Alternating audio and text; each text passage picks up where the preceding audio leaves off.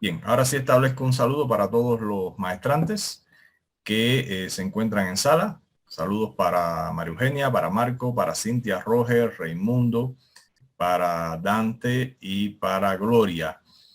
También un saludo muy fraterno que ya estábamos hablando para nuestro doctor Aidel Santos. El propósito de encontrarnos en esta sesión de coordinación es que hemos llegado al cierre del programa curricular de la maestría.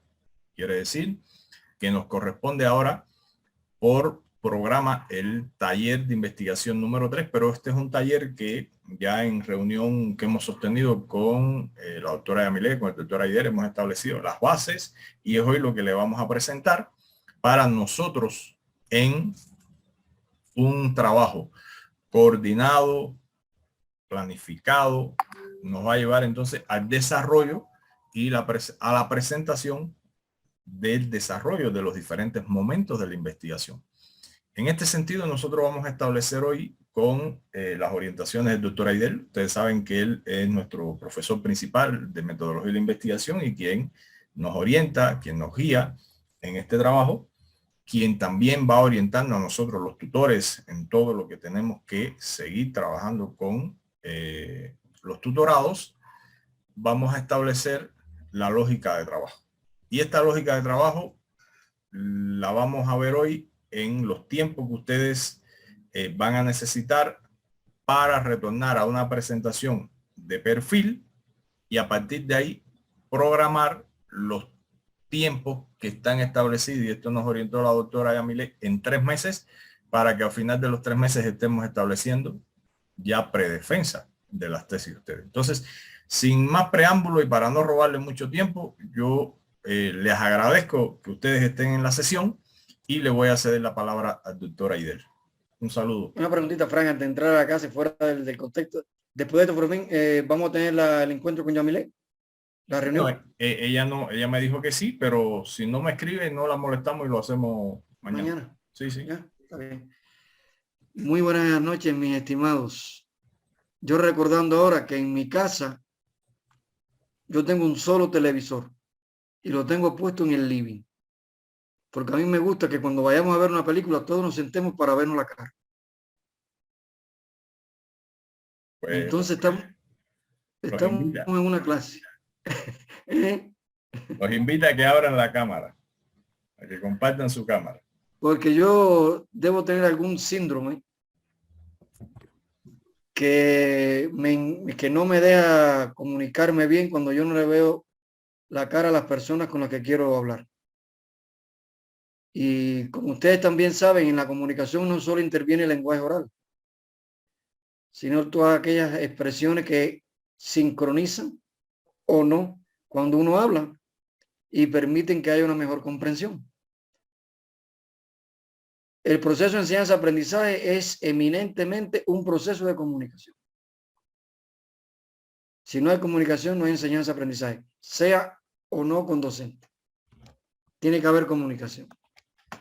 Entonces, me gusta que mis estudiantes tengan la cámara. Además, lo puedo sustentar científicamente porque si no, a mí no me gusta imponer. Lo que se impone se cae, se derrumba. Esta modalidad lo que trata, como estamos hablando al inicio con Fran, esta modalidad de a distancia, lo que trata es, y estas aplicaciones cada vez tratan de simular en la mayor medida posible al espacio físico. Entonces, eso no es por gusto. O sea, esta modalidad a distancia no es una videoclase que usted la puede ver asincrónicamente, sino que es una modalidad a distancia donde se trata de simular en la mayor medida posible el espacio físico.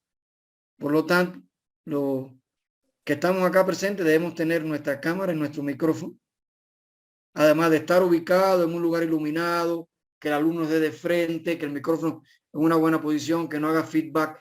Ustedes saben cómo se llama todas estas cositas que yo les estoy diciendo.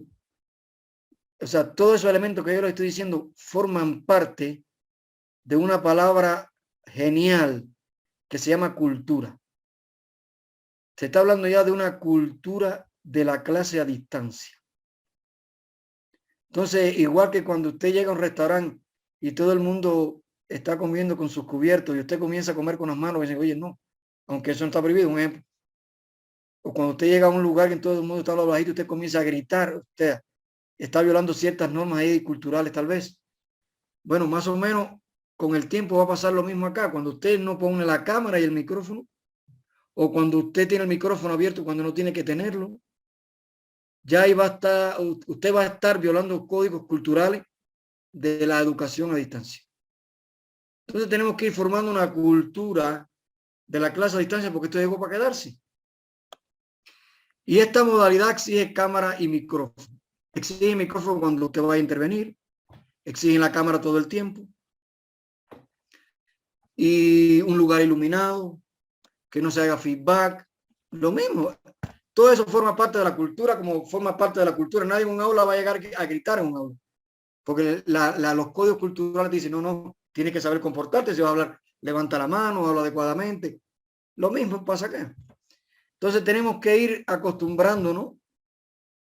Y Mari, que está por ahí, sabe que este es un tema que yo he estado trabajando en las reuniones que hemos tenido para este proyecto que estamos trabajando, donde yo hago mucho énfasis en que es muy difícil incorporar o integrar la modalidad educativa a distancia. La modalidad educativa, bueno, sí, la educación a distancia es muy difícil incorporarla si no vamos desarrollando a la par, vamos desarrollando a la par una cultura de la clase a distancia. Si no, no se asume. Cuando esto no se asume como una cultura del proceso de formación, entonces se asume como una imposición. Y todo lo que se impone se derrumba porque no lo regulan mecanismos naturales que lo permiten fluir, sino que ya tienen que regular los mecanismos también forzados, lo que al final hace que se caiga. Y la geopolítica mundial nos ha dado, en los años 90, nos dio ejemplo de lo que pasó con el campo socialista, que al final fueron sistemas impuestos. Se cayó, claro que se tenía que caer. Entonces, hay que ir desarrollando una cultura de la clase a distancia. Bien, y estar acá para hablar, para comunicarnos y para ver esto como un espacio lo más cerca posible al espacio físico, a la clase, en esta modalidad. Vamos a hablar ahora de ciencia, entonces. Bienvenidos a todos. Hacía ya un tiempecito que no los veía, me alegra mucho tenerlos acá nuevamente.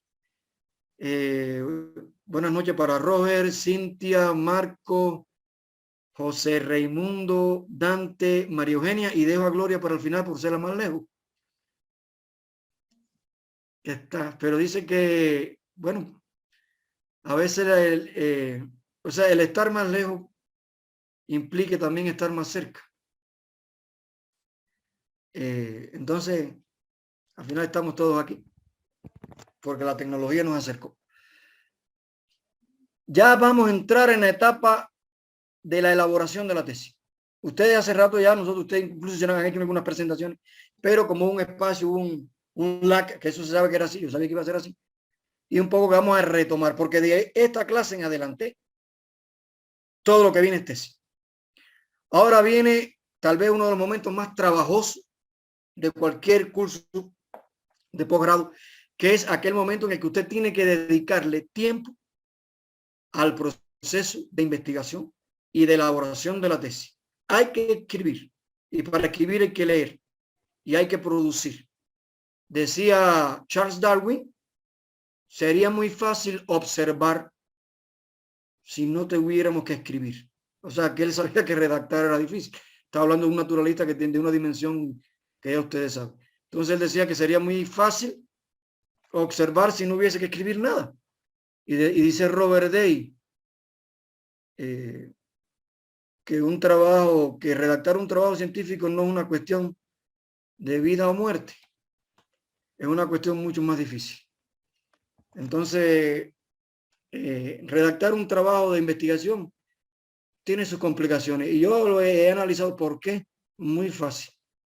Porque redactar un trabajo de investigación, primero desarrollar un trabajo de investigación y después redactar el informe final de investigación, que es lo que también se nos complica mucho las cosas. ¿Por qué es difícil? Es muy fácil de explicar. Al menos por el momento la explicación que yo tengo por los razonamientos que he ido haciendo, es que el problema es que un trabajo de investigación, o sea, desarrollar el trabajo investigativo más la elaboración del informe, demandan de nosotros una cantidad de competencias que no tenemos. Hay que saber leer y leer bien, leer grandes volúmenes de información y leerlo bien. Cuando yo digo leer, o sea, usted sabe a lo que me refiero. O sea, no solamente asociar la grafía con el sonido, sino interpretar lo que dice allí y con profundidad.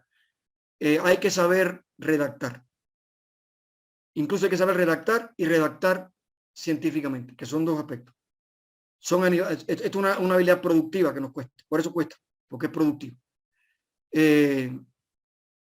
Hay que saber buscar los gestores de internet, que Frank les ha dado clases de eso.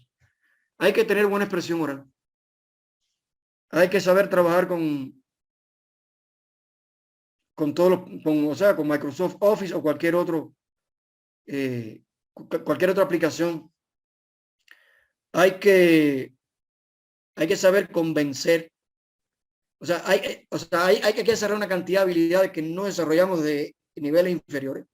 Y todo esto es lo que nos dificulta finalmente a nosotros poder enfrentar un proceso de investigación, o sea, desarrollar un proceso de investigación y finalmente elaborar el informe final de investigación, que es lo que comúnmente conocemos como tesis. Por eso es que se nos dificulta, además de que tenemos que tener un nivel motivacional alto para saber, para no caer en este término siempre se me olvida, a ver, ayúdenme ahí.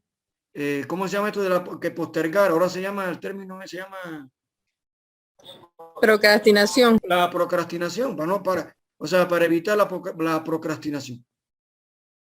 Que eso también es porque no lo hago mañana, no lo hago mañana, no lo hago pasado, no lo hago pasado. Nunca lo vas a hacer. Y todos caemos en eso. Pero en eso caemos cuando no estamos lo suficientemente motivados y le tenemos miedo a la actividad. Detrás de eso lo que hay es miedo a la actividad, por cierta razón. Entonces, a partir de ahora comenzamos con el proceso de investigación. Hay que desarrollar el proceso de investigación, hay que redactar y hay que enfrentar esto. Yo siempre, cuando tengo una tarea que hacer así de esta magnitud, yo siempre digo, bueno, es como si yo diga, bueno, yo voy a enfrentarme a un león bien feroz. Y yo digo, y la tarea que tengo es enfrentarme y matarlo. Nadie más lo va a hacer. Entonces, ¿qué voy a hacer? Bueno, pues voy a enfrentarlo. Si nadie lo va a hacer y es una obligación que tengo que hacerlo, pues bueno, llegó la hora. Vamos a buscar las estrategias, vamos a buscar la forma y enfrentarlo. Listo, nada más. Entonces, así hay que hacer. Este es el momento, le voy a decir así también, no es para desanimarlo, más bien es para animarlo, porque lo negativo también motiva. Este es el momento en cualquier curso de investigación donde los participantes abandonan el curso. Es este el momento en el que hay que desarrollar la investigación. Y es porque acuden a la procrastinación, porque no tienen las habilidades, no quieren desarrollarlas. Bueno, entonces lo más fácil es, voy a abandonar. Y no tienen en cuenta todo el tiempo que dedicaron, el dinero y además lo que puede traer, o sea, el desarrollo intelectual que te puede traer el hecho de elaborar una tesis, ¿no? Entonces, estos son algunos elementos que quería hablarles antes de enfrentar el proceso. Este es un buen curso, un curso genial, que tiene una preparación muy buena. Y me gustaría que todos defendieran en el tiempo establecido, que no va a ser superior a los 4 meses. No va a ser superior a los 4 meses, supongo yo. No debe ser. Entonces, vamos a partir de cero, aunque ya algunos hayan adelantado. Bien, nosotros tenemos planificado con Frank hoy hacer bueno, primero aclarar cualquier duda que ustedes tengan, cualquier pregunta que quieran hacer. Explicar nuevamente las cuestiones del perfil de la investigación. Orientarlo allí nuevamente sobre el perfil de la investigación y aclarar todas las dudas que tengan. Olvídense de yo quisiera, bueno, mira, yo ando con una polera, yo no ando ni con traje, Frank, no estoy criticando a Frank, yo ando con una polera. ¿Sabes por qué ando con polera? Porque yo pienso, a menos, incluso yo creo que yo escribí eso en mi tesis. Ustedes saben que hay muchas aulas a veces, por lo menos en Cuba era así, que incluso el profesor estaba sobre un podio. O sea, había un podio Y yo veo eso como negativo, desde el punto de vista comunicativo. Porque cuando entra un profesor, hay una clase de traje, corbata, que yo no lo critico eso. Espérate, yo no estoy de traje con corbata y ahora voy a quitarme esto y voy a poner un pullover y vengo para acá, espérate. De traje, corbata, se suma en un podio. O sea, desde el punto de vista comunicativo, ¿qué imagen está enviando, no? O sea, de superioridad. Eso es lo que yo interpreto. Entonces, la clase contemporánea, o sea, no hay que ver, el respeto es una cuestión y la superioridad es otra.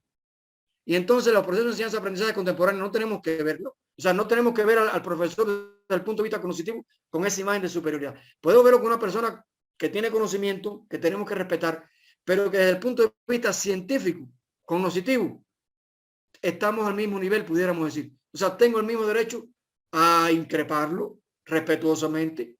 Tengo el mismo derecho a aportar conocimiento.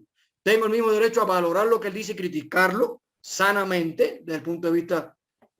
Entonces, yo decía que cuando entra con el traje, corbata en un podio, la gente como que dice, estás loco, a este yo no le digo nada. Y si lo que digo está mal. Entonces, yo digo que eso a veces establece barreras comunicativas que imposibilitan que el estudiante comunique dudas, criterios, que valore. Digo, eso pienso, a no ser que sea un buen profesor y a pesar de su traje, su corbata y su podio, él sea lo suficientemente comunicativo como para romper esa barrera y crear un clima de rapport que permita una comunicación fluida. Entonces yo ando con una polera esta noche, como casi siempre, porque lo que yo quiero es que ustedes se olviden de esa clase de que yo soy un especialista o que yo soy lo que sea, que yo al final no soy y ustedes también lo son. Y que hagan esa idea que estamos en una conversación, en una plaza, en un parque, donde ustedes quieran, donde usted tiene que hacer una tesis y se encontró conmigo, que usted sabe que yo conozco un poquito de eso, no mucho, pero sé algo porque me he tenido que dedicar a eso, y quiere preguntarme dudas. Oye, tengo que hacer una tesis, pero no entiendo bien esto. Bueno, entonces quiero que la clase fluya así, dialógica, conversacional, muy normal, pueden interrumpirme, a eso me refiero. Bien, con la que fluya con la mayor naturaleza posible, o naturalidad, mejor dicho, posible. Dos cuestiones. Si quiere, yo comienzo haciendo un recuento del perfil de la investigación y después ustedes me preguntan lo que ustedes quieren. Me pueden incluso plantear alguna idea. Yo sé que hay algunas ideas por ahí nuevas de cambios y demás. Me las pueden plantear, la podemos aquí valorar empíricamente y un poco improvisadamente, porque eso después hay que analizarlo de forma escrita con más tiempo y demás. Cuando yo reviso un perfil, no vayan a pensar que yo y ya, no. Yo muchas veces tengo que meterme, tengo que buscar libros, porque por ejemplo yo reviso tesis de hemodiálisis, yo reviso tesis de biología molecular, yo reviso tesis de odontología, de educación, de farmacia. O sea, son temas que yo he tenido que ir aprendiendo, porque a veces mandan un perfil y tengo que meterme a internet, tengo que buscar libros, artículos, para documentarme bien sobre el tema y decir, no, mire, este tema no puede ser. O sea, metodológicamente, cuando la metodología me dice, mira, me dice, no, aquí hay algo dudoso, no me da la cuenta aquí metodológicamente. Entonces tengo que meterme a la especialidad y buscar. O sea que la revisión de una tesis no es una cuestión de tan fácil, ni de un perfil para probarlo, ya, listo. Y yo le doy una importancia tremenda a la metodología, más que nunca le doy importancia a la metodología. Porque a mí la metodología me ha permitido, o sea, me ha abierto tantos caminos allá en la cotidianidad, no solo metodología de investigación. O sea, la metodología es un proceso, o sea, la metodología es un proceso organizativo al final. La metodología te permite organizar el proceso y te da una lógica tremenda a la hora de tú analizar cualquier aspecto de la realidad. A mí entonces, bueno, el doctor Carlos Álvarez lo explica bien en su teoría de los procesos conscientes, pero para mí el componente metodológico es clave a la hora tanto de impartir conocimiento como a la hora de estudiar la realidad. Es muy importante. La metodología está muy ligada a la lógica, evidentemente. Entonces, voy a comenzar con el perfil. Ustedes están haciendo una tesis de maestría. Una tesis de maestría que está muy cerquita. Bueno, diría que estructuralmente es igual a la tesis doctoral. Estructuralmente. Bien, o sea, la tesis de maestría que ustedes van a elaborar tiene una serie de componentes que son los mismos que tiene una tesis doctoral. De hecho, la tesis de maestría que ustedes tienen que elaborar tiene 14 apartados, o sea, tiene 14 momentos que ustedes tienen que desarrollarlo y presentarlo. Esos 14 momentos tienen que estar desarrollados. Ustedes lo conocen, que yo se lo he dado ya en otras clases. O sea, le dije que le iba a repasar esto. ¿Cuáles son los 14 momentos? La carátula, que ya la tienen. Los agradecimientos, la dedicatoria, el resumen, la introducción, que es donde viene en la introducción es donde está el perfil. Te lo voy a explicar ahorita. Después de la introducción viene el capítulo 1, que es el diagnóstico, el capítulo 2, que es el marco teórico, el capítulo 3, que es el modelo teórico, el capítulo 4, que es la propuesta, las conclusiones, las recomendaciones, las referencias bibliográficas y los anexos. Ahí deben haber lo que les mencioné, 14.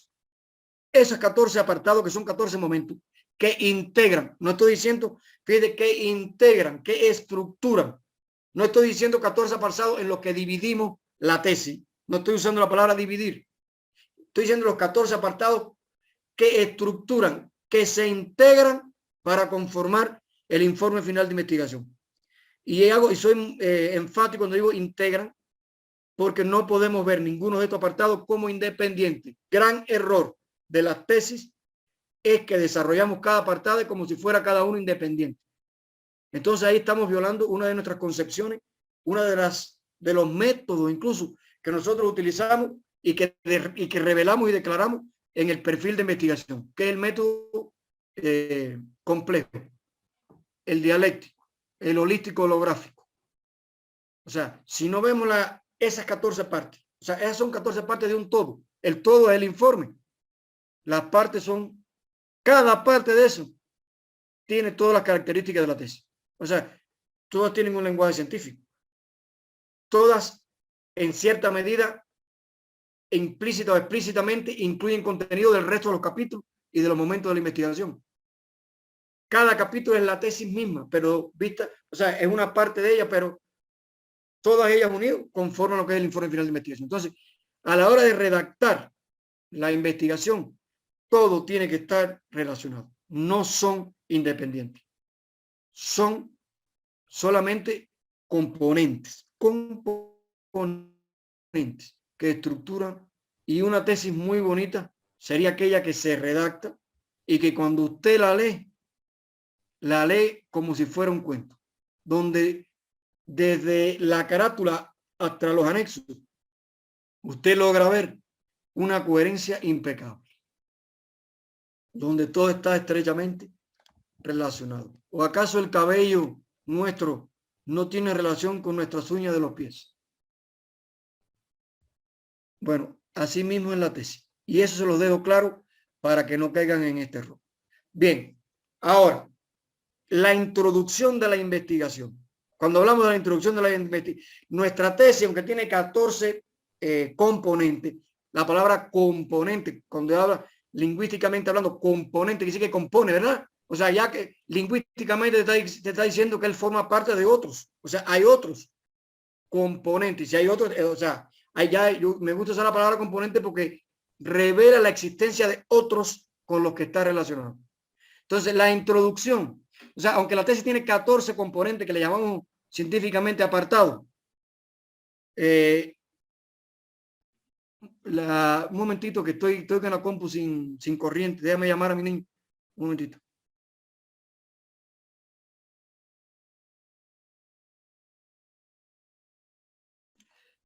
Le decía que, o sea, 14 componentes. Bien. Ahora, nuestra tesis, la tesis maestría, centra, o sea, el mayor peso de la investigación y del informe final de investigación recae entre la introducción, vamos a decir así, y el capítulo 4. Bien, ahí recae el mayor peso. No quiere decir que el resto de las partes no sean importantes. Claro que lo son. Si no, no estuvieran ahí. ¿O acaso el cabello mío que se está cayendo no es importante para el organismo? Sí, claro que lo es. Entonces, introducción, capítulo 1, 2, 3 y 4. Ahí recae, y las conclusiones para mí son muy importantes. Pero bueno, ahí recae el peso de la investigación. Cuando hablamos de la introducción, estamos hablando, vamos a decir que la introducción de la tesis que ustedes van a hacer tiene dos momentos importantes. Uno es ese texto, y válida sea la redundancia, ese texto introductorio, donde yo hablo de forma general del tema de mi investigación, donde yo hablo ciertos antecedentes, donde yo abordo con fuerza la situación real que me conllevó a plantearme a mí el problema. Y todo ese texto introductorio, que puede quedar en 3, 4 páginas, la que ustedes quieran, se enlaza entonces con los componentes del perfil. O sea, los componentes del perfil no caen del aire. Usted los componentes del perfil en cierta medida lo viene infiriendo de esa, vamos a decir así entre comillas, de esa introducción. Esa introducción te permite llegar a los componentes del perfil. Entonces, de esa introducción, usted se enlaza por medio de párrafos de enlace que ustedes deben haber recibido con la doctora Ana María, párrafo de enlace, párrafo de transición que también le dicen, se enlaza con los componentes del perfil. Cuando hablamos del perfil de la investigación, estamos hablando de aquel momento clave de una investigación donde el investigador tiene que precisar los componentes esenciales que estructuran el proceso investigativo. Sin esos elementos, usted no puede investigar. Usted va a cocinar un plato de comida y no tiene ingredientes. No puede cocinar si no tiene los ingredientes. Lo mismo acá. Entonces, el perfil es ese momento. Ahora, ¿cuáles son los componentes del perfil? Los cuales yo tengo que tener bien claro para poder desarrollar mi proceso de investigación. Uno, yo no puedo investigar si no tengo un problema. O sea, la raíz o la esencia de un proceso de investigación, el inicio, el punto de partida de una investigación es el problema. Entonces, el primer componente del problema científico. Bien. El segundo componente de la investigación es el objeto de estudio. O sea, la parte de la realidad que yo tengo que estudiar para poder transformar. Objeto de estudio. Tercer componente, el objetivo general de la investigación, que es uno solo. Y como yo le expliqué en clases anteriores, que incluso ahí tienen la diapositiva con ejemplo, inicia con el verbo proponer. O sea, ¿qué va a proponer usted y para qué? Los objetivos específicos, que en el caso de usted deben ser cuatro, uno por capítulo, eso por eso son 4. Bueno, todo el mundo está apagando la cámara, ahorita voy a apagar la mía. Son 4 capítulos, por eso es un objetivo por capítulo. O sea, ¿qué quiero yo lograr o qué debo o qué tengo o cuál es mi propósito en cada capítulo? Si no tengo un objetivo específico por capítulo, entonces yo no sé cómo voy a desarrollar el capítulo. El capítulo 1, tengo que caracterizar mi objeto de estudio. En función de conocer una serie de características allí, para conocer cuál es el estado actual de esa realidad. En el capítulo 2 tengo que sistematizar los fundamentos teóricos que existen sobre esa realidad que yo estoy estudiando. El capítulo 3 tengo que precisar los componentes y relaciones de mi objeto de estudio. Y el capítulo 4 la propuesta. A ver, les explico ahora con más lógica para que entiendan el proceso. Esta tesis que ustedes, o sea, principio científico, para transformar una realidad de forma efectiva, primero tengo que conocerla bien. Yo no puedo transformar de forma efectiva una realidad que no conozco bien. Y eso en la vida, todos los días eso nos da ese ejemplo a nosotros. No sé si este ejemplo yo se lo he puesto a ustedes, porque yo se lo pongo a mis estudiantes, uno de los ejemplos que pongo en las clases. Es cuando a veces estamos en una fiesta fin de año, estamos en una casa de la familia, hay 15, mi hermana, y de repente el marido de mi hermana se pone medio incómodo y se pone un poco con su borrachera y su cosa, y alguien dice, perdón un momentico, yo lo voy a... Y sale la esposa y dice, no, tranquila, déjamelo a mí, que yo lo voy a controlar. ¿Por qué ella sabe que, o sea, por qué ella lo dice? Porque ella lo conoce bien. Y ella sabe cómo, o sea, ella sabe qué va a hacer, propuesta, qué va a hacer para poder cambiar esa situación. O sea, la vida nos lo dice. Para poder transformar exitosamente una realidad, primero necesitamos conocerla bien. Y en nuestra tesis hay 3 capítulos para que usted conozca bien esa realidad. Número 1, voy a estudiarla desde el punto de vista práctico, diagnóstico. Eso lo hace el médico. Voy a ver qué pasa en la realidad. Voy a caracterizar esa realidad. Voy a determinar allí las características asociadas a esa realidad que me permiten a mí demostrar que ese problema existe. ¿Cuáles son las causas desde el punto de vista fenoménico que me generan ese problema? O sea, yo tengo que conocer, y recientemente escribí algo sobre esto, ahorita se lo voy a explicar. Bien, Capítulo 2, bueno, ya yo voy en la práctica, estudié en la práctica esa realidad y la conocí en la práctica. Ahora yo necesito saber lo que han investigado ese tema, qué saben, qué han dicho, qué han escrito, lo que me han antecedido sobre ese tema, qué dicen. En otras palabras, qué tienen los libros, qué existen teorías sobre lo que estoy estudiando. Capítulo 2, lo estudié en la práctica, ahora lo estoy estudiando a ver qué hay en teoría sobre eso. Y ahora lo voy a estudiar esencialmente, capítulo 3. O sea, el capítulo 1 lo estudié por fuera, lo fenoménico, lo que se observa, lo que opinan las personas. Al final las opiniones son también resultado de la observación. Capítulo 1 lo estudio por fuera y el capítulo 3 lo estudio por dentro, vamos a decirlo así, esencialmente. Entonces esos 3 capítulos me permiten conocer bien la realidad y me permiten construir una teoría que finalmente se concreta en una propuesta que es el capítulo 4 de transformación. Bien, esa es la lógica de la investigación. Primero lo estudio en la práctica, diagnóstico. Después lo busco en teoría que hay sobre eso. Después voy a hacer un modelo para poder explicar el comportamiento de esos objetos desde el punto de vista esencial. Y después estoy en condiciones entonces de proponer una solución a esa realidad porque yo la conozco perfectamente bien. Esa es la lógica de la tesis. Bien, entonces esos son los 4 objetivos específicos. Después de los objetivos específicos viene el campo de acción. Que el campo de acción es la esencia del objeto. O sea, es aquella parte del objeto que tienes que estudiarla, que es lo que precisamente la que se modela, que tienes que estudiarla para poder explicar qué pasa allí. Recuerden que el problema es la manifestación del comportamiento del objeto. Es el comportamiento del objeto. Si mi estudiante no entiende y no comprende la matemática, ¿cuál es el comportamiento del proceso de enseñanza-aprendizaje de la matemática? No hay comprensión. O sea, el problema es una manifestación del objeto. Es el fenómeno. Ahora hay que estudiar ahí el proceso de enseñanza-aprendizaje de la matemática y en esencia el de comprensión de la matemática. Entonces, el campo de acción es la esencia del objeto. El método científico te dice, la realidad es un todo muy grande. No podemos estudiarla. Porque es muy compleja, es muy grande. Vamos a hacer una primera abstracción. Una primera parte. Vamos a limitarla. Entonces, esa primera limitación que yo hago, yo la saco de allí. Se llama abstracción. Y esa primera limitación se llama objeto de estudio. Es aquella parte dentro de toda la realidad, es aquella parte que yo me voy a dedicar a estudiar. Yo no puedo estudiarlo todo. Yo voy a estudiar una parte. El proceso de enseñanza-aprendizaje. Ese es el objeto. Yo no voy a estudiar comunicación, yo no voy a estudiar medicina, yo no voy a estudiar psicología. No. Yo voy a estudiar el proceso de enseñanza-aprendizaje porque yo no puedo estudiarlo todo. Esa parte de la realidad que usted limita para estudiarla se llama objeto.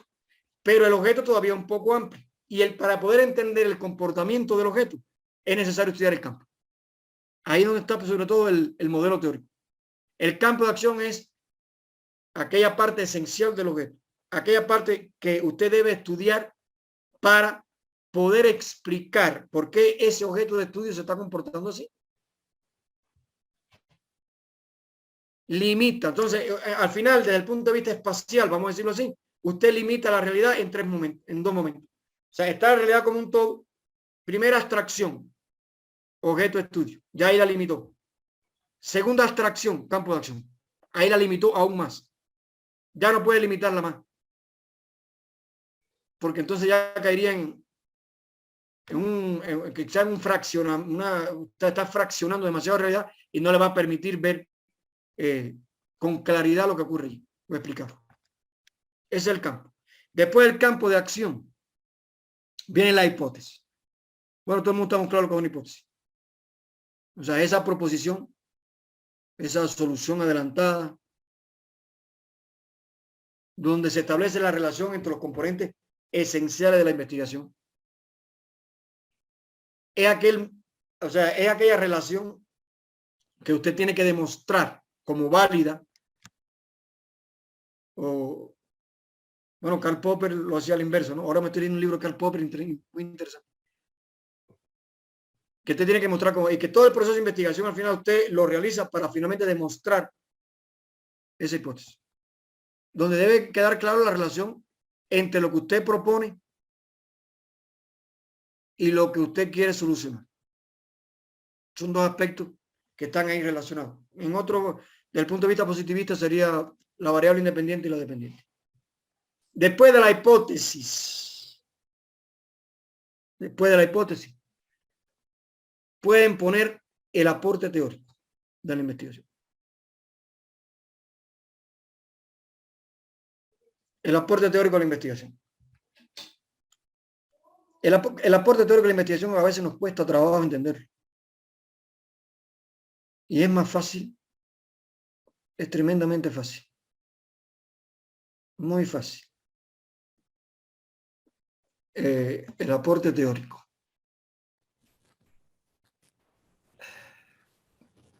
¿Saben lo que es la bomba atómica? ¿Alguien sabe? ¿Qué saben ustedes de la bomba atómica? ¿Qué idea tienen? ¿Saben ustedes algo sobre la quimioterapia? Ese equipo de radiación, ¿no? ¿Saben algo de eso? ¿Qué me puede decir algo? ¿Qué es lo que han visto el equipo? ¿Han visto el equipo algo? ¿Para qué sirve? Yo he tenido tratamiento de radioterapia. Ah, bueno. No es, no, o sea, no. Yo lo conozco bien. Me alegra que esté en perfecto estado de salud porque siempre está con una sonrisa, así que con el permiso de Tomás, pero te lo tengo que decir, que siempre está alegre. A ver, Cintia, ¿qué es lo que es el equipo de quimioterapia? ¿En qué consiste ese equipo que da las radiaciones? ¿Qué es lo que es? En breve. Bueno, una cosa es quimioterapia, que es un suero prácticamente que te ponen para... Sí. La radioterapia, que fue lo que yo tuve que hacer, es un equipo. Es como un equipo que tiene una manga así que te irradia el área donde tenés algunas células cancerígenas. Gracias a Dios, y eran microscópicas las mías y era en la mama izquierda. Y bueno, ese equipo te irradia y te quema.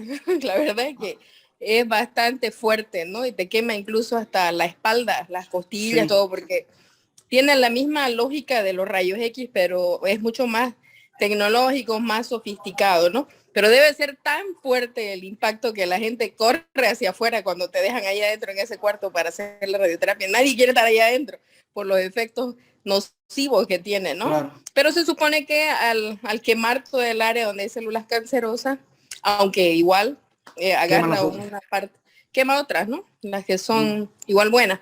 Pero es un tratamiento para el cáncer, pero se usa para otras cosas también. Mucha gente iba ahí a usarlo para cicatrices de la gente que tiene queloides, se usa para varias cosas, ¿no? La radioterapia, no solamente para el tema del cáncer. Muy bien, sí. Le dije quimioterapia porque se vinculan los dos procesos generalmente. Ahora, ese equipo que usted vio, ustedes saben, ese equipo que él vio es el capítulo 4. Es lo concreto. Es lo concreto pensado. Es el capítulo 4. Ahora, yo le pregunto, Cintia, ese equipo apareció de la nada. Para hacer ese equipo, ¿qué hubo que desarrollar?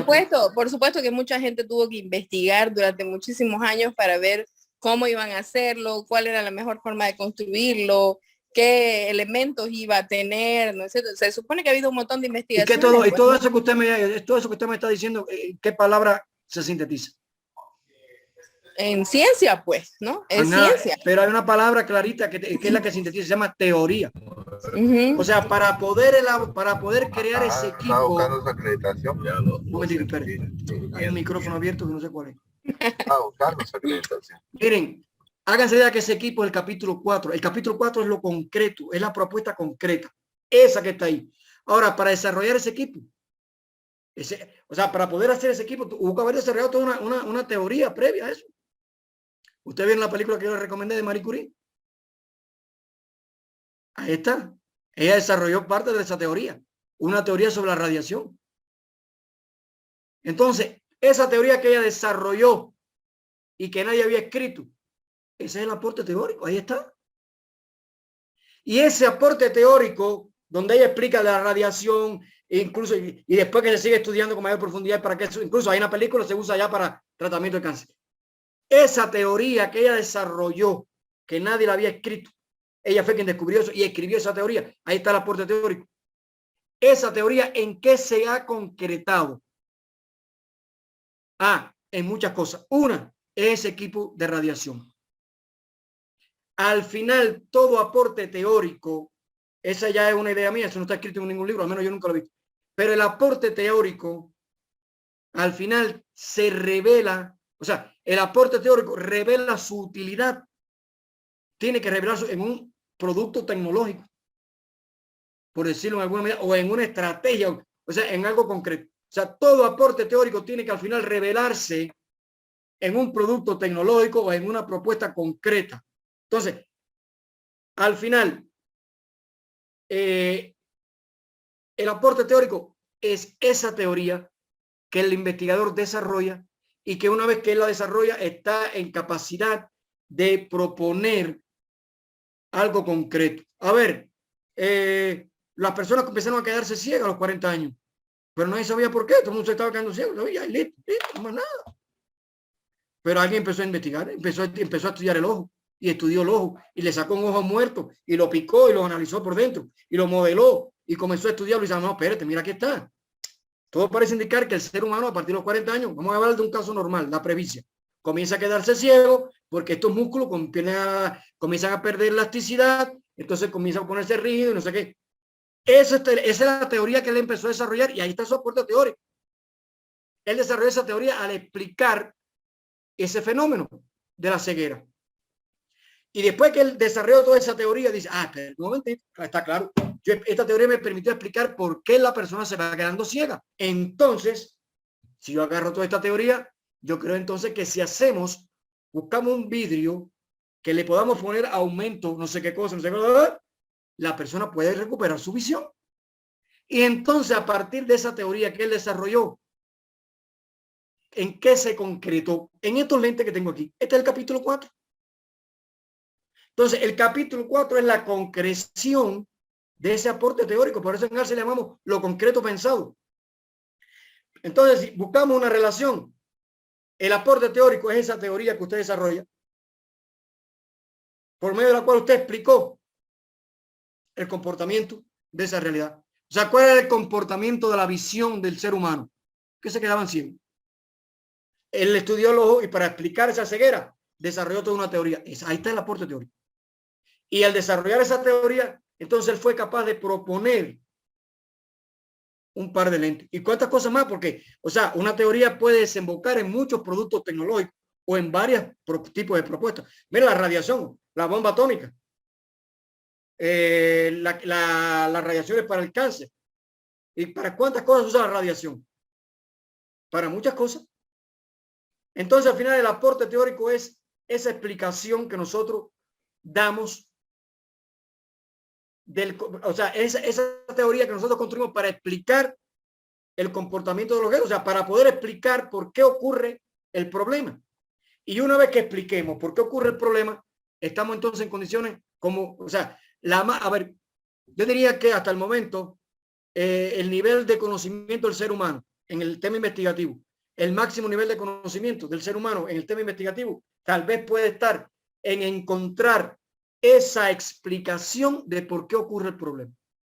Porque después que tú tienes esa explicación donde ahí está el modelo, donde usted explica por qué ocurre, entonces ya conoce bien esa realidad, conoce las causas, sabe por qué ocurre el problema y entonces está en condiciones de proponer una solución para poder cambiar. Entonces al final, el aporte teórico es esa explicación y todo aporte teórico en alguna medida, no, yo diría que siempre tiene que concretarse en un producto tecnológico, en una estrategia concreta, en una propuesta concreta.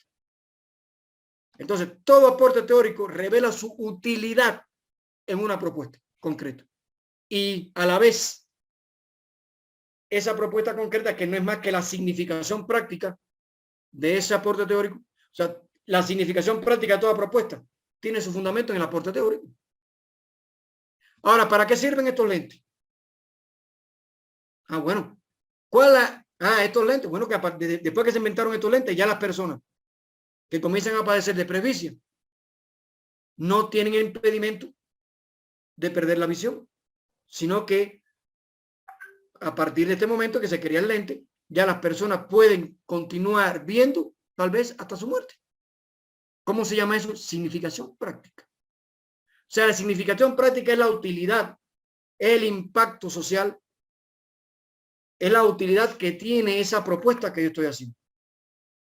Ahí está, les expliqué aporte teórico y significación práctica. O sea, la significación práctica está en el impacto, está en qué significa para el ser humano, para la realidad, para la institución, esto que yo estoy proponiendo. Muy fácil que a partir de este momento van a poder contar con una estrategia didáctica que va a permitir desarrollar la comunicación en el proceso de enseñanza-aprendizaje. No sé. O sea, ¿qué impacto va a tener esto para la realidad? Ese es el aporte. Entonces, después del campo de acción, aporte teórico. Después del aporte teórico, significación práctica. Después de la significación práctica, viene el diseño metodológico. O sea, ¿qué métodos yo voy a utilizar en la investigación? Aquí hay dos clasificaciones. ALCE utiliza dos clasificaciones. Utiliza la clasificación de métodos teóricos y la clasificación de métodos empíricos. Incluso el método de la medición, que algunos autores lo incluyen dentro de la clasificación de métodos estadísticos, en el libro del doctor Carlos, él lo incluye dentro de la categoría de método empírico. Los métodos teóricos, ya yo se lo he explicado en otras clases, son los que operan a nivel racional, aquí adentro. Son aquellos procesos mentales que nosotros utilizamos para poder procesar información y poder inferir, concluir, predecir, lo que sea. O sea, los métodos teóricos son los que funcionan a nivel racional. Ahí está el histórico lógico, el inductivo deductivo, el analítico sintético, el sistema estructural funcional, la modelación, el método genético y muchos más que están en el libro. Esos operan aquí y nos permiten procesar información. Son procesos racionales del pensamiento. Están asociados con el proceso. Son los métodos teóricos. Y tienen que declarar también los métodos empíricos. Como la palabra lo dice, empírico. O sea, son métodos que nos permiten obtener información de la realidad. Capítulo 1. Ahí, entre esos métodos, evidentemente, aquí hay que hacer una aclaración, que en la clasificación de ALCE, métodos empíricos y técnicas hay que verlos bien ligados, porque tienen puntos de contacto, en este sentido. O sea, en la clasificación de ALCE, los métodos empíricos y las técnicas son aquellas, vamos a llamarlas así, herramientas, que nos permiten, bueno, no herramientas, el instrumento como tal, herramienta, o sea, son aquellos procesos, aquellas vías que nos permiten, que nos permiten obtener información de la realidad. Yo necesito obtener información de esa realidad. ¿Cómo lo voy a hacer? Por medio de los métodos empíricos. Eso lo hacemos en la cotidianidad. Eso, ahora mismo a la parte afuera de su casa explota escuchan una explosión salvaje y ustedes salen corriendo para allá a ver qué fue lo que pasó. A observar. Entonces la observación entra ahí. Exactamente, para obtener información. No obtuvo la información que quería obtener, necesita más. Entonces comienza a preguntar. Oye, ¿qué fue lo que pasó aquí? Entrevista. Para que ustedes decir. O sea, los métodos empíricos son aquellos que nosotros utilizamos como vía para obtener información de la realidad, pero igual que las técnicas, según la clasificación del doctor Carlos. Ahora, tienen otro aspecto también en común, evidentemente, y es que para que ellas puedan ser aplicadas, nosotros necesitamos un instrumento. El instrumento sí es la herramienta que nos permite aplicar este método empírico a la técnica. Bien, entonces ellos tienen que tener un instrumento, ya sea una guía de observación, un cuestionario, una guía de entrevista, eso depende de una rúbrica. Esos son los métodos empíricos. Ustedes cuando declaran los métodos sí tienen que declararlos. Para la realización de la investigación se aplicaron métodos de orden teórico y de orden empírico. Dentro de los métodos de orden teórico se aplicaron este. Este se aplicó para esto. Fíjense, el para responde al objetivo. Para esto y esto. Este otro se aplicó para esto. Este permitió tal cosa. Este permitió. O sea, no es definir el método, es explicar para qué. En un párrafo se explica, no tan largo. Lo mismo van a hacer con los métodos empíricos, que ustedes tienen que aplicar mínimamente 3. Entre métodos empíricos y técnica, 3. Yo voy a aplicar la observación, la encuesta y la entrevista. Listo.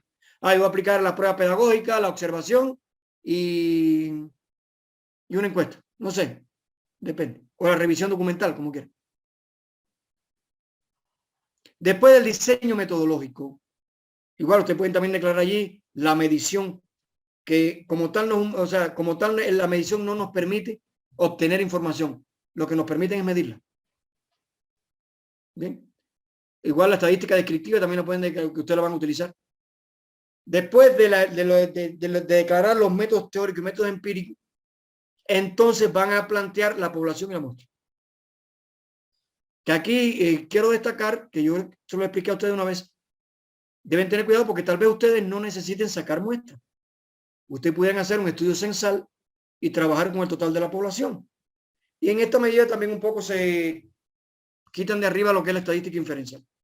Y trabajan con el total de la población y listo. Y no es necesario sacar muestras. Entonces, resumo los componentes del perfil. Problema científico. Objeto de estudio. Objetivo general. Objetivo específico. Campo de acción. Aporte teórico. Significación. No, disculpen. Hipótesis. Aporte teórico. Significación práctica. Diseño metodológico. Método teórico y empírico. O método empírico y teórico. Como quieran. Población y muestra. En caso que saque muestra. Estos son los componentes del perfil que van unidos a ese texto introductorio. Todo esto conforma el apartado introducción, que aunque nunca he leído como tal, pero bueno, o sea, algunos profesores me han dicho, cuando yo me formé, se comentaba que, o se supone, se sugiere, que la introducción no debía tener más del 10% de las páginas de la tesis. No Quiere decir 8 páginas, quiere decir, de las 80, más o menos. Aproximadamente. Eso es una referencia. Si tiene 10 también está bien. Pero aproximadamente debe tener el 10% de la página. No debe tener, puede tener quizá un poquito menos, pero no debía tener más. Claro, no quiere decir que si tiene 11 no está mal. No, no. Es un número referencial. No es una norma. Bien. Estos son los componentes del perfil. ¿Alguna pregunta sobre el perfil de investigación? Una aclaración sobre el problema. Recuerden que el problema en ALCIS no se formula. Y esto viene de la definición. Si vas a la definición del problema de ALCIS, dice que es un problema es una situación inicial de un objeto determinado, o sea, de una realidad determinada, de una parte determinada, que genera una necesidad en el sujeto. Ya el hecho, fíjate, la definición te dice que entonces no puede plantearse como pregunta, sino como afirmación, porque es una situación del objeto. Entonces, el problema científico ustedes no lo van a plantear como problema, como pregunta, lo van a plantear como afirmación. Yo incluso descompuse, en la clase que ustedes, yo le descompuse el problema científico en sus elementos estructurantes para que lo entendieran mejor. Es como hice un modelo del problema. ¿Cuáles son los elementos que estructuran el problema en ALCIS? Uno, ese elemento que se refiere a la situación inicial, que es el problema en sí. Dos, una delimitación poblacional, o sea, la población que está afectada por ese comportamiento de la realidad.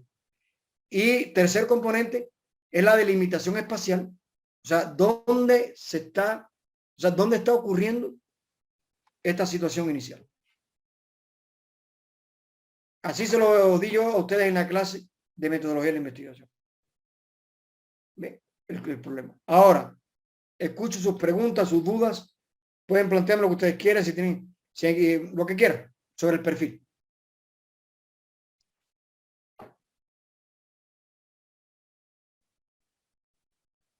Habiliten su micrófono para escuchar.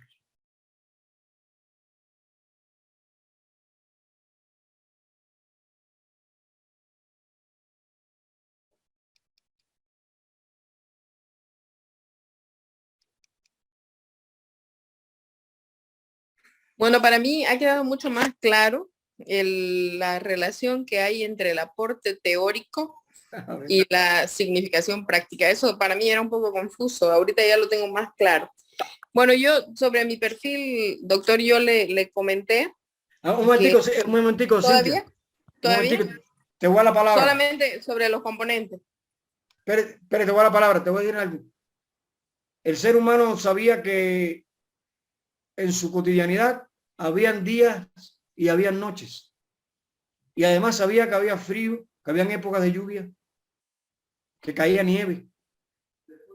Y empíricamente el hombre sabía todo eso. Incluso casi que sabía con una exactitud increíble. Sabía cuándo venía cada temporada y sabía cuándo se iba a hacer de noche. El hombre sabía que era día y noche, pero no sabía explicar aquello. Pero hubo alguien que modeló entonces el sistema solar o el sistema planetario, ¿ves? Y puso el sol aquí. Entonces, cuando él hizo todo esto y modeló lo que conocemos hoy como el sistema solar, nuestro universo, nuestro, ¿cómo se llama? A mí se me olvida la palabra. Nuestro ¿Sistema solar? sí, el sistema solar, nuestro sistema. Cuando él modeló todo esto, él explicó entonces, vamos a decirlo así, y explicó, bueno, mira, que la Tierra gira alrededor del Sol, pero cada vez que gira, rota. Y él comenzó a escribir todo aquello a partir del modelo que hizo. Toda esa explicación que él da permitió explicar, fíjense, toda esa teoría que él comenzó a desarrollar, de que gira, que rota, que permitió explicar por qué hay día y por qué hay noche, y por qué hay invierno y por qué hay verano. Entonces, ¿qué es lo que es esa teoría que él desarrolló, que permitió explicar ese fenómeno que nadie sabía? Ese es el aporte teórico. Y por eso recordamos hoy día a ese científico. Bien. Entonces, el aporte teórico es esa explicación. Está relacionado con esa teoría que uno desarrolla para poder explicar por qué ocurre el problema. Y después esa teoría ha servido para desarrollar una cantidad de cosas tremendas. Y ya, eso es, o sea, la aplicación de esa teoría es la propuesta. Todo aporte teórico se concreta, como decía, en una propuesta que puede ser un producto tecnológico a su alrededor. Todo lo que ven ustedes a su alrededor, incluso encima de ustedes, esta polera tiene, para poder desarrollar esta polera, primero hubo que desarrollar una teoría. Y esa teoría se concretó en esto. Ahí está el aporte teórico y ahí está la propuesta y la significación práctica. ¿Cuál es la significación práctica final? El aporte teórico se concretó en esto. O sea, vamos a decir que entonces, al final, ese aporte teórico tuvo una significación práctica, podemos incluso decirlo así. ¿Cuál es? O sea, la importancia que tiene esta propuesta revela la significación práctica de ese aporte teórico. Por eso digo que el aporte teórico se revela. O sea, el producto tecnológico o la propuesta permite revelar la significación práctica que tiene ese aporte teórico. Y el aporte teórico constituye el fundamento de esa propuesta de la significación práctica. Esta es más o menos la relación que existe. Bien, Cintia, te doy la palabra. Bueno, yo le escribí, doctor, porque cuando hice mi perfil había pensado en hacer este diseño de las prácticas preprofesionales para la carrera de economía, ¿no? Porque lo veía eso como un problema. Pero ahora que han hecho el rediseño curricular ya de la carrera, en las jornadas que hubo recientemente, ya lo han puesto eso como una materia específica del último año. Entonces, bueno, pensé que es bueno cambiar y ver algún área donde yo haya trabajado más también, que es en el área de investigación, que siempre trabajé ahí en la carrera de economía, en la facultad, mejor dicho, porque el Instituto de Investigación es facultativo. Entonces, le mandé algunas ideas, sobre eso quiero plantearlo ya ahorita con todas estas aclaraciones que usted nos da sobre los contenidos, tengo que volverlo a formular. Pero la idea es que lo que el otro día conversábamos en la clase con Félix y con la doctora Yamilet, y ahí se habló mucho del tema de los docentes investigadores, ¿no? Que hay una ausencia, hay una carencia realmente en las facultades de docentes que se dediquen específicamente a la investigación. Pero además que esa investigación tenga unos lineamientos que sirvan para todo el tema de extensión que tiene la universidad. Por ejemplo, que sirvan de líneas de apoyo a lo que hace la gobernación en el Beni, a lo que hace la asamblea departamental. Hay muchos temas que se debaten ahorita, pero así muy superficialmente en la asamblea. Por ejemplo, los límites entre Beni y Santa Cruz. Hay un territorio piso firme que tiene, bueno, hay recursos económicos ahí, hay muchos problemas entre los dos departamentos por ese territorio, pero no hay una investigación hasta ahorita que explique realmente ese problema. Y entonces investigaciones como esa, investigaciones sobre la ampliación de la frontera agrícola actualmente con un nuevo plus que se ha aprobado en el Beni. O sea, todas estas líneas de investigación que sean para apoyar el desarrollo económico productivo del departamento, o sea, para servir como insumo para todas estas cosas políticas públicas y proyectos y planes que hacen tanto la gobernación como las alcaldías, los diferentes municipios y la asamblea departamental. La universidad tiene que tomar un rol protagónico en eso, porque se habla mucho ahorita de estos temas, ¿no? Hay todo el tiempo mesas de debate, pero la universidad hasta ahorita no tiene así un rol protagónico en eso. Entonces creo que hacia eso yo quiero enfocar mi perfil, para que haya una agenda de investigación estratégica en la universidad que vaya, por supuesto, acompañada con políticas de capacitación a los docentes para tener realmente docentes que se dediquen a eso, a la investigación y cómo sería cómo se podría hacer. Y solamente abocándome a la Facultad de Ciencias Económicas, que es donde yo trabajo y donde varios años yo fui directora del instituto, pero hace tiempo, ¿no? Pero sobre eso quiero, a eso más o menos quiero enfocarme para que sea algo que tenga quizá un poco más de impacto, que no sea tan micro, sino un poco más macro. Está bien. Ahora, fíjense, los seres humanos tenemos, y esto lo pueden ver ahora, no sé si lo saben, pero bueno, si no lo sabían, ahora que yo se lo explique, y si lo entienden van a ver lo que es así. Los seres humanos tendemos a ubicarnos más en el objetivo que en el problema. Es muy común que usted vaya, cuando está dando clases de metodología de investigación, que el estudiante diga, profesor, a mí me gustaría hacer una estrategia didáctica. A mí me gustaría hacer un plan para reformular. A mí me gustaría hacer una metodología. O sea, se enfoca en el objetivo. ¿Y cuál es el punto de partida de una investigación? El problema. El problema es que no hay. Lo que pasa es que el problema lo tenemos inconscientemente aquí adentro. Porque nosotros no podemos, o sea, cuando tú te planteas ya el objetivo es porque tienes el problema aquí adentro. Lo que pasa es que no lo haces consciente. Entonces está muy bien. Lo que hay que aclarar bien, o sea, ¿cuál es el problema que vamos a resolver? ¿Cuál es el problema que se está presentando? O sea, nosotros tenemos que aprender a encontrar aquí adentro, porque está aquí adentro, a encontrar ese problema y formularlo. O sea, el problema, la situación inicial es que no hay investigación, número uno, no hay docentes investigadores con capacidad. Entonces fíjense, pudiera estar, el hecho de que no haya investigador no es un problema. ¿Por qué hace falta un investigador? O sea, el problema está en que en la baja producción científica o en la baja producción de... Por ahí tiene que andar el problema. Exactamente. Así se puede plantear. Por ahí tenemos que andar en la Facultad de Ciencia Económica, ¿no? Lo que pasa es que se toma como investigación científica las tesis de los estudiantes. Y eso, si bien es investigación, pero es una investigación más básica. Entonces, no hay producción científica de los docentes que tienen que ir a este tipo de lineamiento de investigación estratégica. La baja producción científica pudiera ser en esa facultad. Pudiera ser por ahí pudiera estar el problema.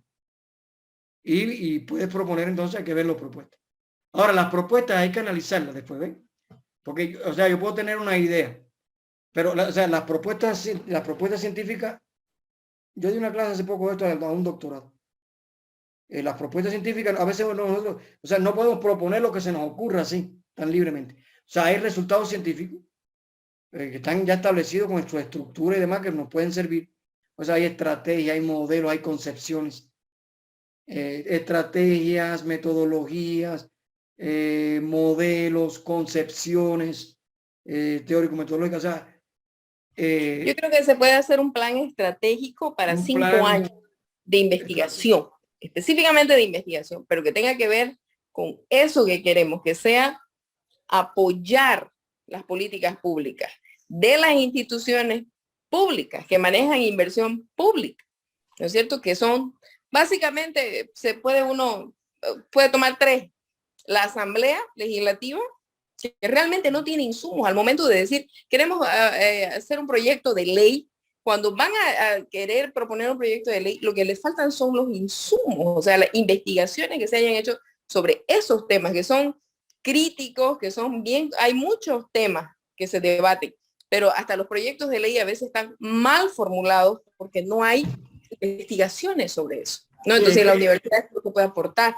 Igual la Constitución y el municipio de Trinidad, porque es un poco más complicado hacer de los 19 municipios porque son bien dispersos en el Beni, ¿no? ¿Entendés? Vienen avionetas los municipios, entonces es un poco más complicado. Podría ser solo para solo la capital, que es Trinidad, o sea, el municipio, el gobierno municipal, para la Asamblea Legislativa y para la gobernación, para que se inserten como políticas públicas, como proyectos de inversión pública. Esas investigaciones sirvan de insumos para esas cosas.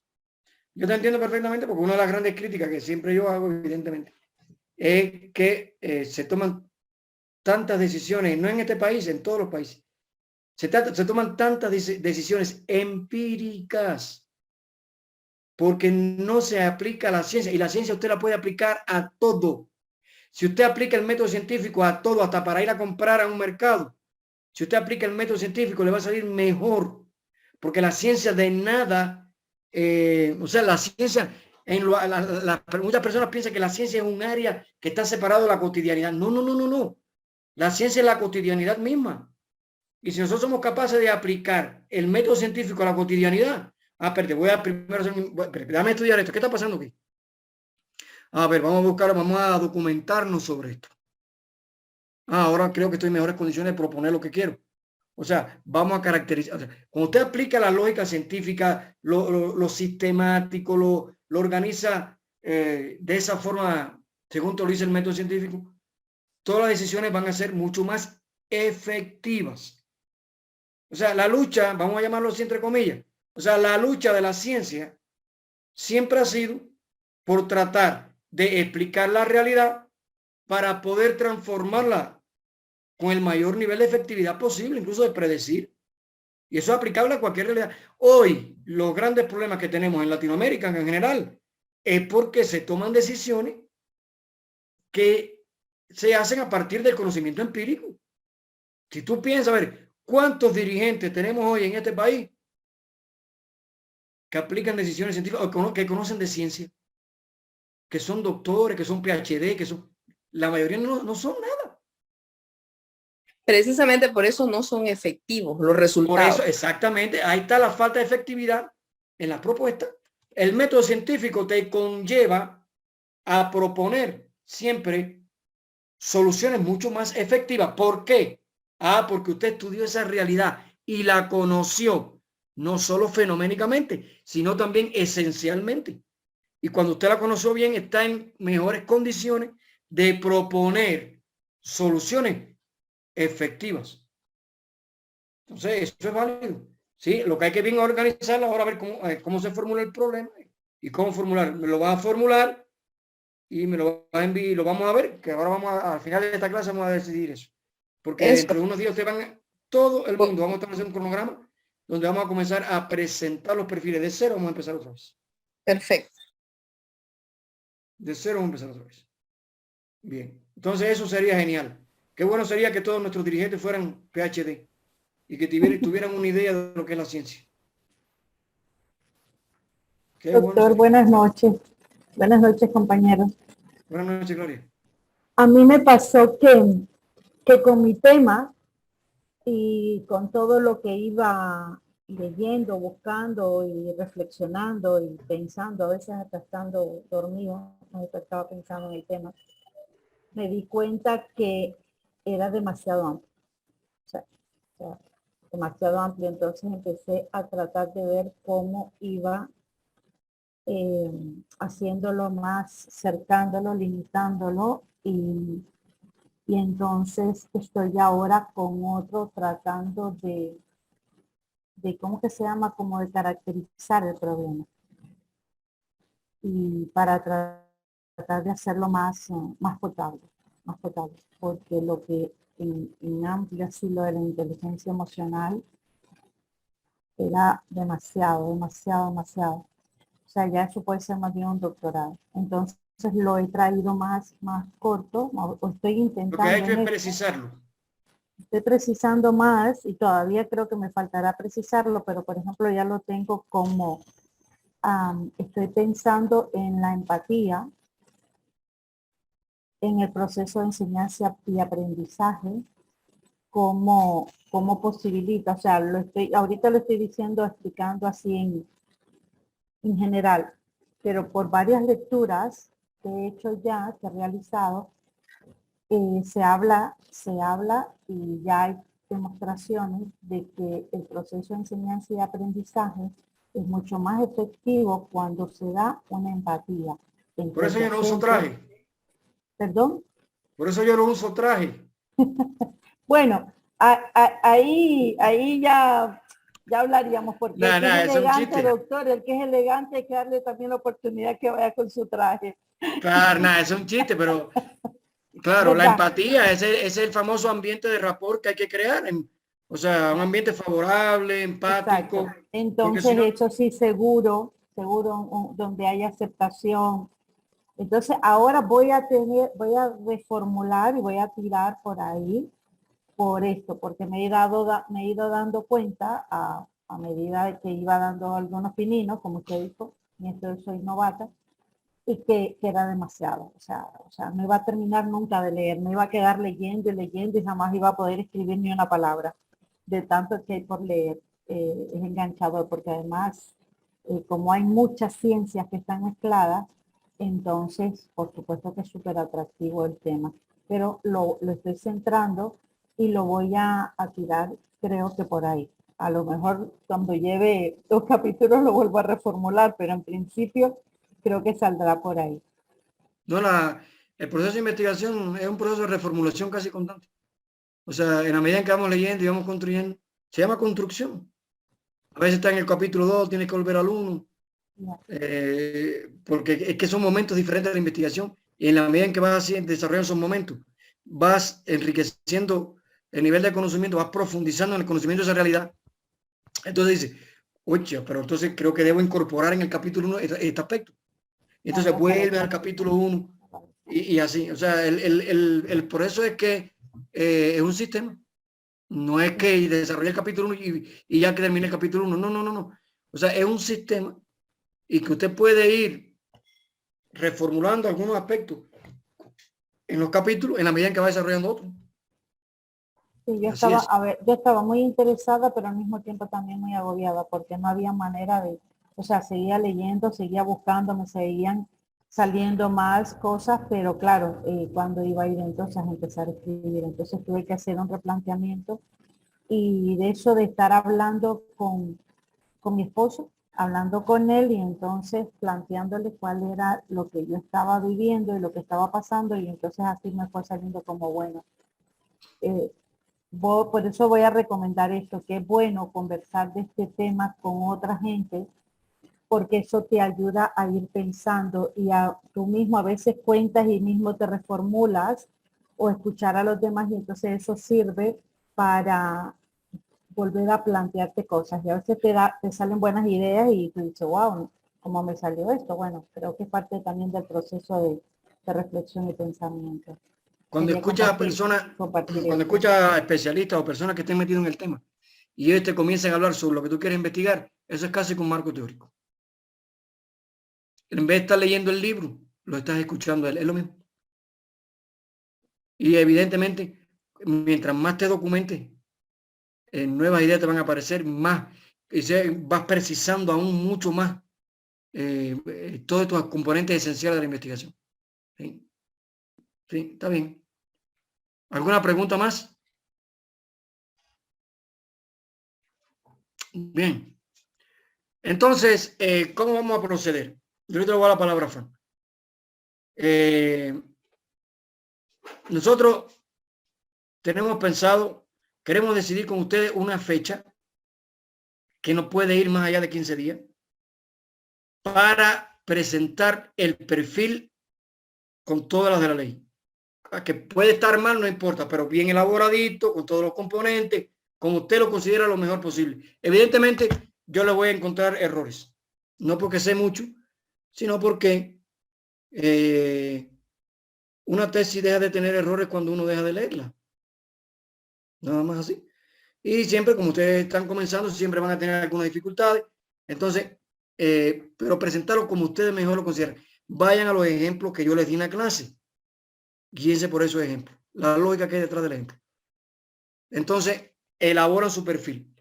Ahora, vamos a definir una fecha cuando pueden ustedes presentar ese perfil, que evidentemente no va a ser un solo encuentro. Eso estaba viendo con Frank. Van a ser por lo menos, ustedes son como 12, ¿no? Si no me falla la memoria.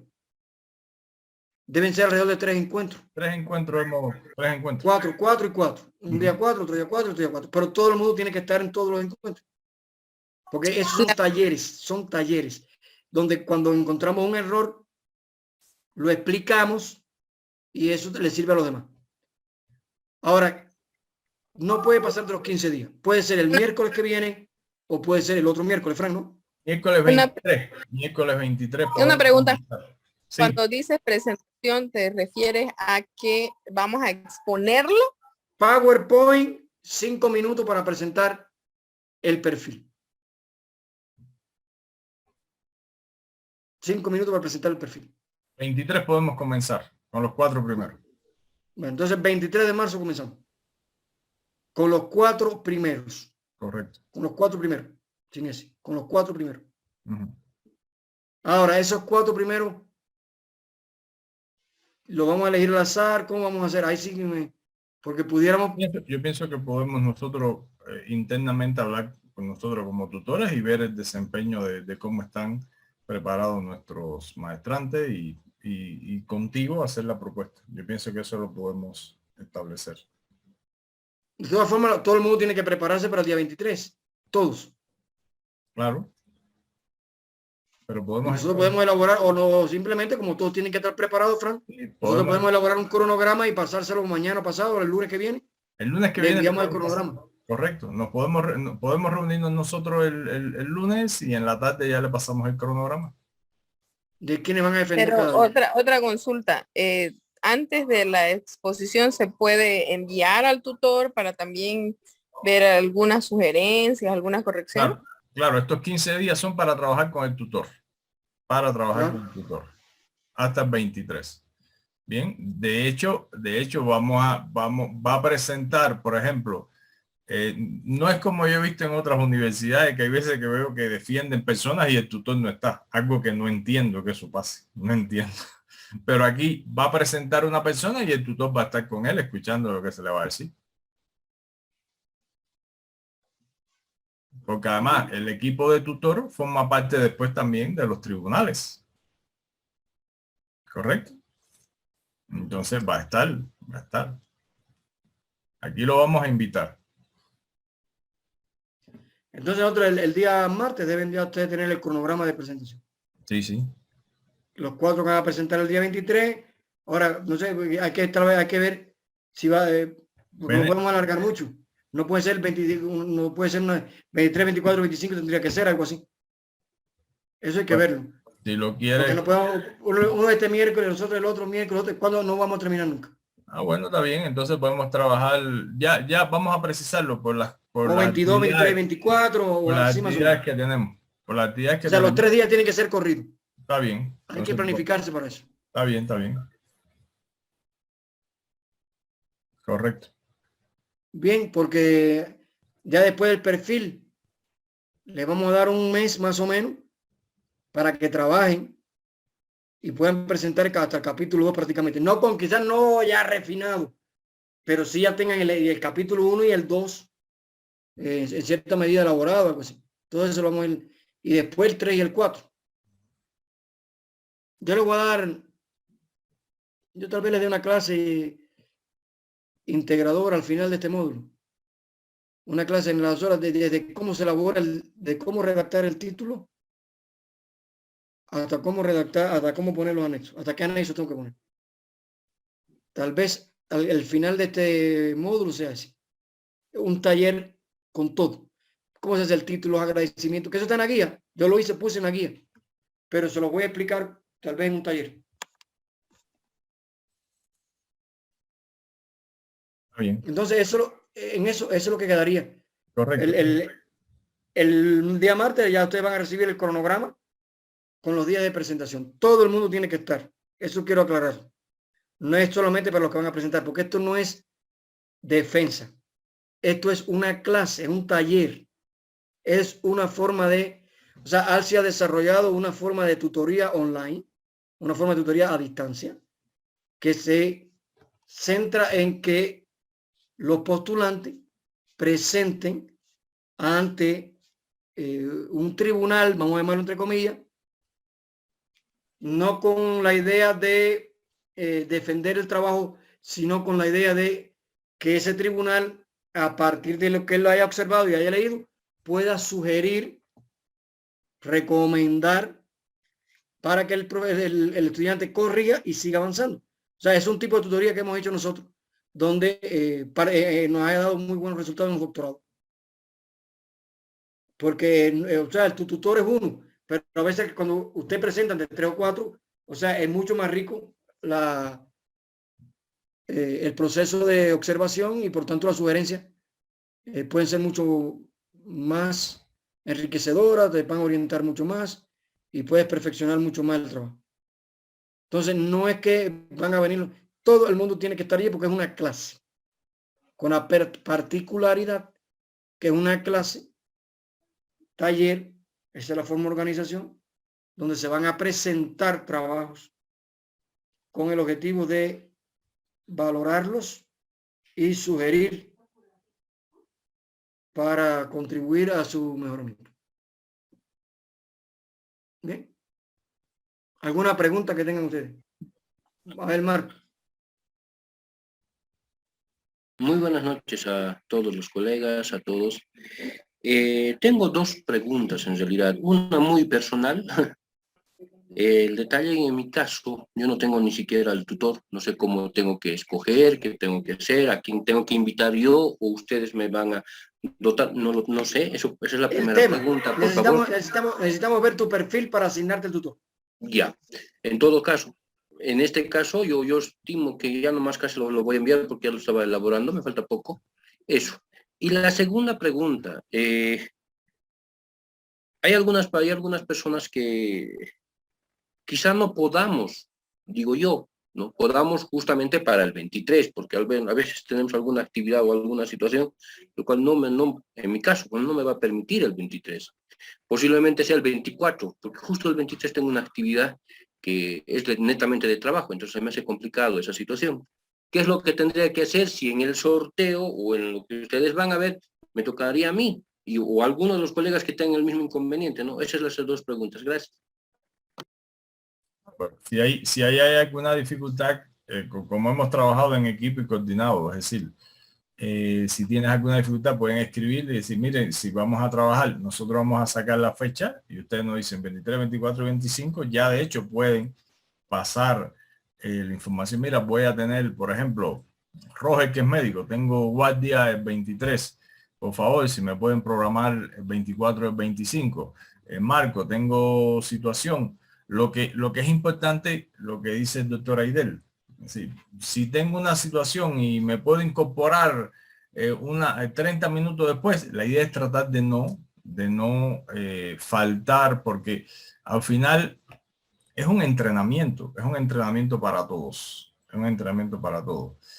Y lo más importante es buscar una comunión de criterios en torno a un perfil de todos los que van a estar escuchando el perfil, pero también usted cuando está escuchando que expone Cintia o que expone Roger o que expone José, entonces va creando un conocimiento, va creando un nuevo conocimiento en torno a las presentaciones y va viendo, algunas veces hemos visto en otros programas que el Aidel le dice al aspirante, mira, el problema no se formula así y el objeto debe ser el proceso, y después cuando viene el compañero de atrás sigue con el mismo problema. Entonces, bueno, la idea aquí es que los problemas no se repitan. Pero no es que no se repita el problema. La idea es verdaderamente tener una concepción de lo que es aplicar el método científico para darle solución a un problema, pero porque después ustedes van a ser tutores y esa es la idea.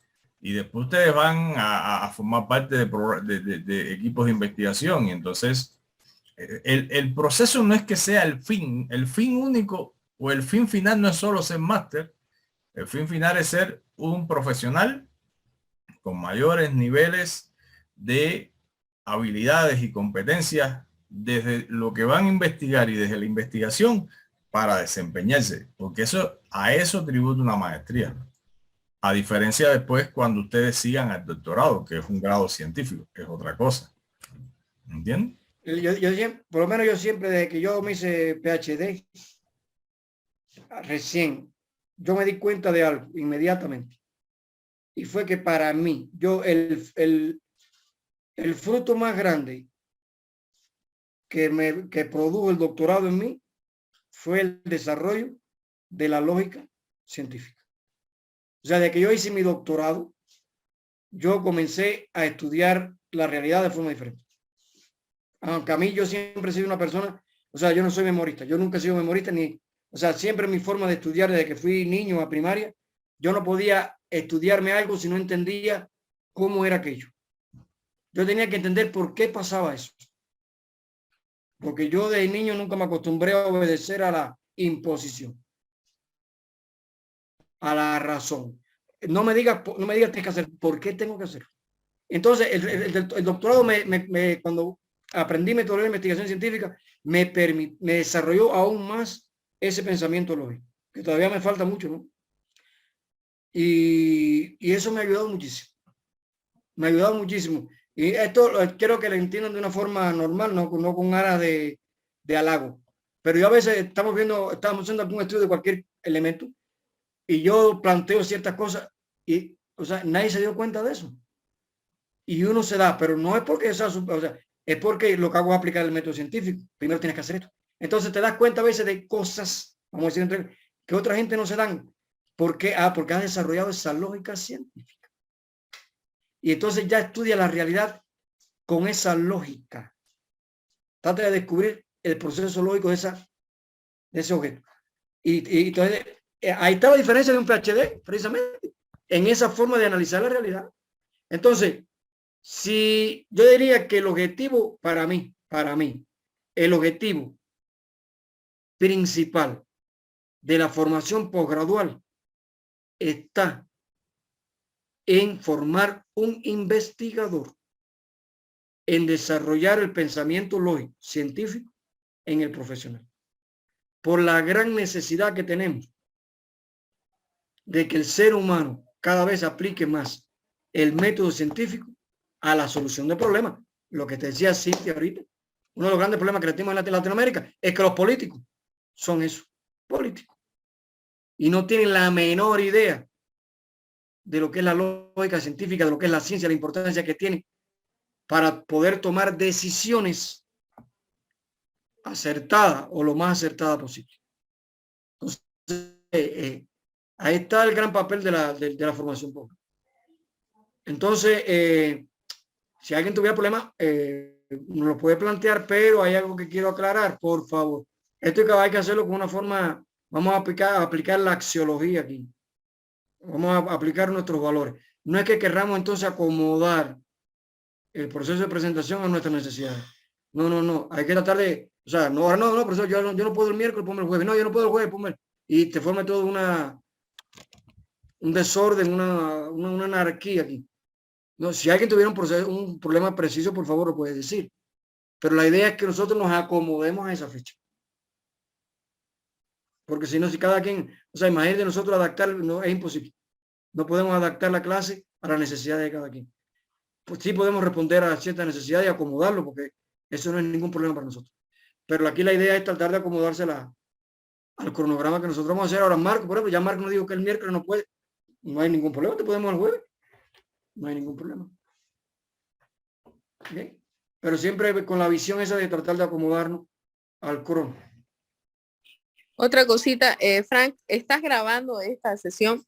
Y no sé si después podés ponerlo el link o algo, porque a veces en la plataforma, no sé por qué yo no lo puedo ver. Los videos. Sí, mañana lo comparto al grupo de WhatsApp. Gracias. No, ¿de qué? Profesor Frank, buenas noches. Gracias.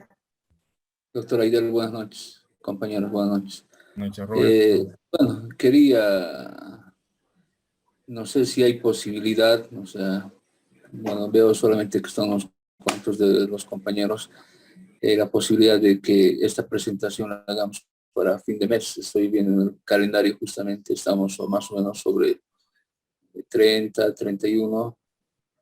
No sé si hay posibilidad. La segunda pregunta que quería haceros es, la presentación que tenemos que realizar es solamente lo que es el perfil de investigación, doctor Aidel. Sí, solamente van a presentar el perfil de la investigación. Y lo voy a la palabra franca, va a enriquecer lo que le voy a decir ahora. El problema de los tiempos no es incluso por lo que nosotros querramos, sino porque ustedes van a tener 3 o 4 meses para presentar la tesis. Si nos corremos mucho para allá, el tiempo no nos va a alcanzar. Pero le doy la palabra a Fran. No. Yo estoy de acuerdo con esto y lo que quiero decir que 30, 31 y primero no podemos. 30 y 31 y primero estamos en un simposio internacional. También. No podemos. Un simposio internacional. Sí, 23, 24 y 25 puede ser la fecha Máximo. que establezcamos. Sí. Más lejana, digamos. Sí. Hay que sacrificarse un poquito por ahí. Así que cáiganle a Araceli aquí la semana que viene. Está bien. Entonces, Esto al final usted lo van a agradecer. Sí, claro. De hecho, nosotros hacemos esto por eso. Al final usted lo va a agradecer porque si no fuera por esta presión, entre comillas, pucha, nos llegan los 4 meses y no han hecho nada. Nos come la procrastinación. Sí, no, la procrastinación nos mata. Bien, entonces, bueno, ya para no demorar más la sesión, pues son las 10:21, tienes que descansar, que has trabajado todo el día y todos los colegas igual. Entonces, el mañana yo les estoy compartiendo el enlace hasta el mediodía al grupo de WhatsApp. Bien. Y el próximo martes les estamos entregando el cronograma. Pero por favor, ya a no ser Marcos, nos manda, le manda el doctor Aidel y precisa tutor. Pero los demás que ya tienen los tutores, escríbanle y acérquense a los tutores. Eso es importante. Ustedes han sido también tutores y cuando el alumno no se acerca, el tutor cumple con sus responsabilidades de la vida y de la familia y de todo lo que tenga que hacer. Entonces, eso es importante. Bien, agradecerle infinitamente al doctor Aidel estas orientaciones y todo el apoyo que sistemáticamente nos está dando. También es importante, disculpa Frank, es importante que participen en los talleres. Sí. O sea, hay una cantidad de cosas. Yo he buscado nuevas formas de explicar. Mira, esto mismo que le expliqué ahorita del aporte teórico. O sea, todas esas cosas me han ido a mí surgiendo porque yo veo que la gente no entiende. Y he tenido que ir buscando nuevas formas, nuevos ejemplos, para tratar de que ellos encuentren la lógica en lo que yo les estoy diciendo. Y trato de llevárselo a lo más cotidiano, a lo más simple. Y esto me ha dado resultados. Y incluso todas estas cosas las estoy escribiendo. Yo las estoy escribiendo. A ver si finalmente hago el libro que quiero hacer hace tiempo de metodología. Quiero hacer un libro de metodología, pero más práctico, más didáctico. O sea, que la gente vea que en cualquier proverbio hay ciencia. Cuando yo digo entonces hay que presionarlo también a usted, así va también a hacer. Sí, yo lo tengo escrito. Ahora lo me falta, lo que tengo es que reorganizarlo. Ahí está escribiendo. Tratar de poner la ciencia desde la cotidianidad, que yo creo que en eso es uno de los aspectos en los que ha fallado a veces la metodología de la investigación, y que enseñamos metodología de la investigación desde una realidad muy lejana, o sea, desde muy teórico, nos quedamos mucho en el campo teórico, y el estudiante no acaba de ver cómo la ciencia es la realidad misma, cómo la ciencia es la empiria misma, cómo la ciencia es la cotidianidad. Entonces, no falten a los talleres porque van a ver otros ejemplos. Incluso cuando ustedes me preguntan, a veces, generalmente esos ejemplos mismos aparecen como resultado de las preguntas. Incluso, yo no los tengo ni preparados. Me salen ahí durante la clase. Entonces, por eso digo que no se pierdan las clases. porque ahí van a haber muchas aclaraciones. Igual Fran va a emitir sus criterios, la doctora Ana María en algún momento va a estar, sí, va a estar Araceli, Feli, Yamilé. Entonces, no deben perderse las clases porque va a ser bien importante. Está bien. Ok, muchísimas gracias. Entonces, agradecidos por las explicaciones y un saludo para todos los colegas. Mañana les estoy compartiendo el producto de la clase de hoy y reiteramos, el martes próximo estamos compartiendo la información. Un saludo para todos. Chao, chao. Buenas noches y muchas gracias a ambos.